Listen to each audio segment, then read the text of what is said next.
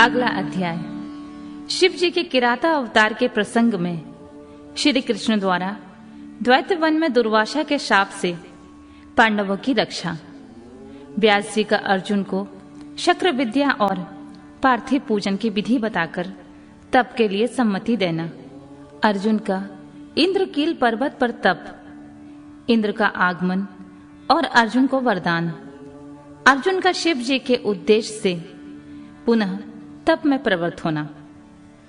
तदनंतर पार्वती के विवाह प्रसंग में हुए जटिल नर्तक एवं द्विज अवतारों की, फिर अश्वत्थामा अवतार की बात कहकर नंदीश्वर जी आगे कहते हैं, बुद्धिमान सनत कुमार जी, अब तुम पिनाकधारी भगवान शिव के किरात नामक अवतार का वर्णन सुनो।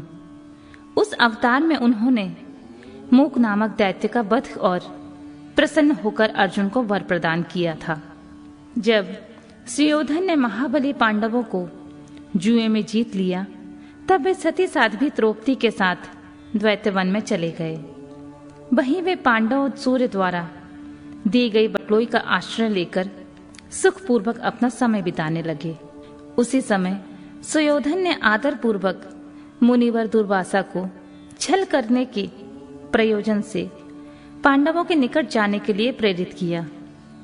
तब महर्षि दुर्वासा अपने 10,000 शिष्यों के साथ आनंद पूर्वक वहां गए।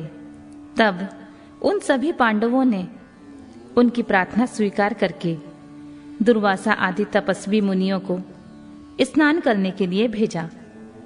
मुनीश्वर, इधर अन्न भाव के कारण वे सभी पांडव बड़े संकट में पड़ गए और मन ही मन प्राण त्याग देने का विचार करने लगे।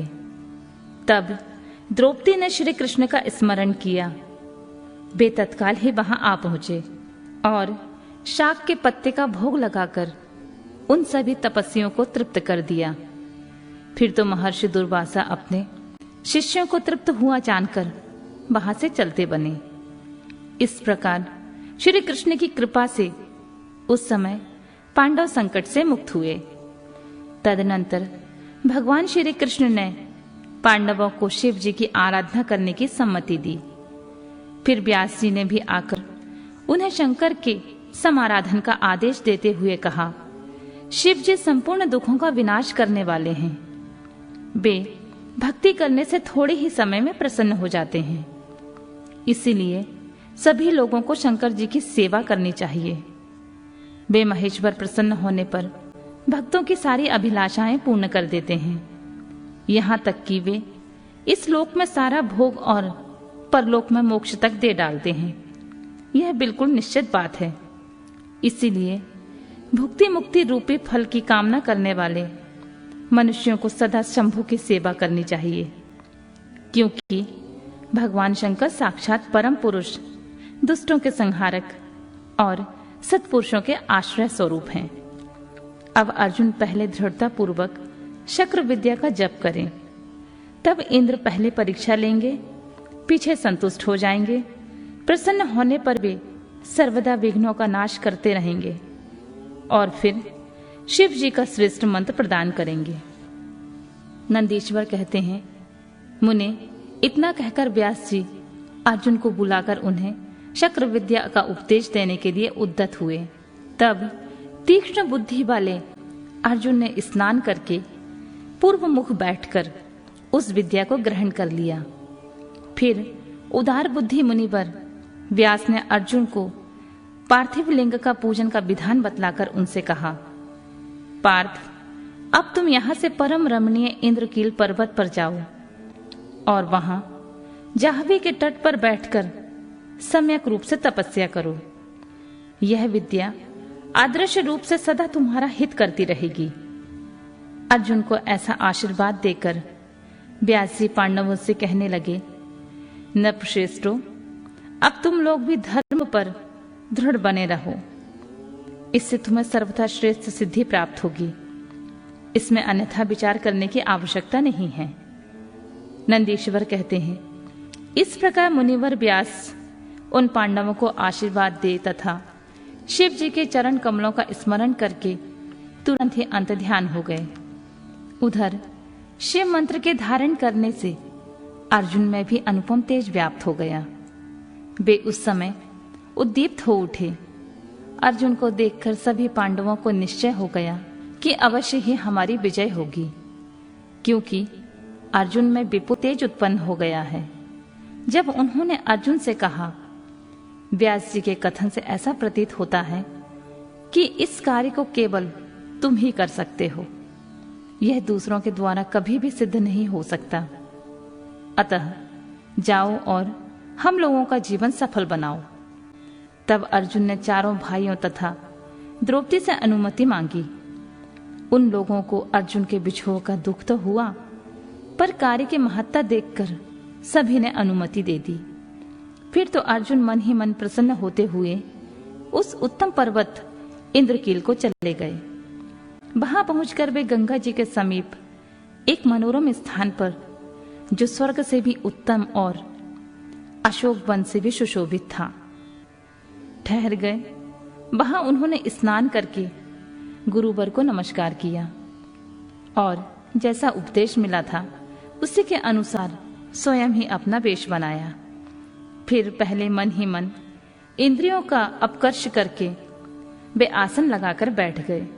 तत्पश्चात समसूत्र वाले सुंदर पार्थिव शिवलिंग का निर्माण करके उनके आगे अनुपम तेजु राशि शंकर का ध्यान करने लगे।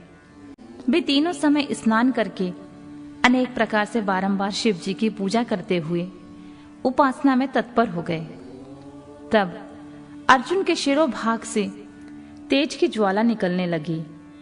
उसे देखकर इंद्र के गुप्तचर भयभीत हो गए।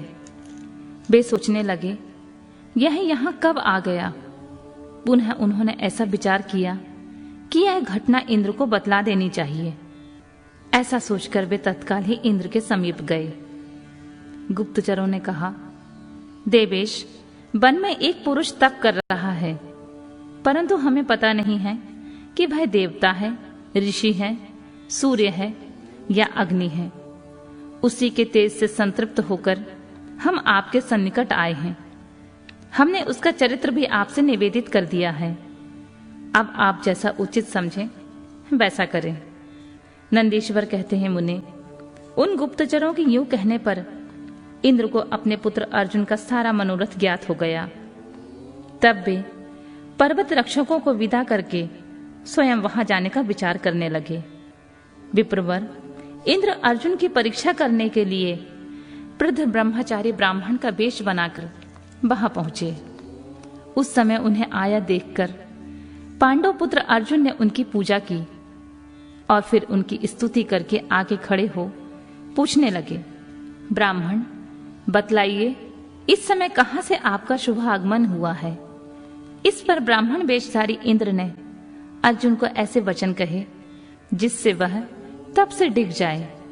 पर जब अर्जुन को दृढ़ निश्चय देखा, तब अपने स्वरूप में प्रकट होकर इंद्र ने अर्जुन को भगवान शंकर का मंत्र बताया और उसका जप करने की आज्ञा दी।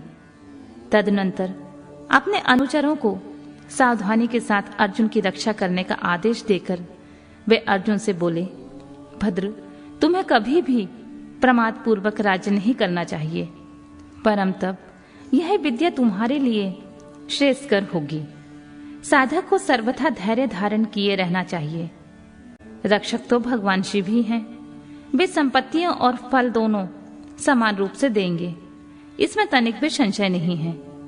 नंदीश्वर जी कहते हैं, मुने, इस प्रकार अर्जुन को वरदान देकर देवराज इंद्र शिव जी के चरण कमलों का स्मरण करते हुए अपने भवन को लौट गए।